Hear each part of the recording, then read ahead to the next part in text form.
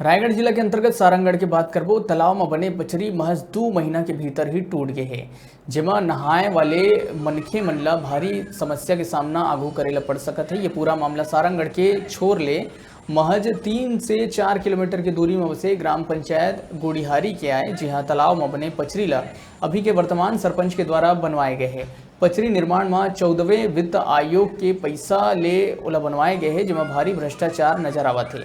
हमार न्यूज़ 36 के रिपोर्टर दिनेश जोल्हे खबर कवरेज के दौरान सरपंच के पक्ष जाने पर संपर्क करीस तो सरपंच के कहना रही कि फिर बना ले बोर्ड टूट गई था और वाइट देह पर इनकार कर दिए गए। यही बात ले आप मन ये अंदाजा लगा सकता हो कि शासन के पैसा के कैसे दुरुपयोग हुआ थे।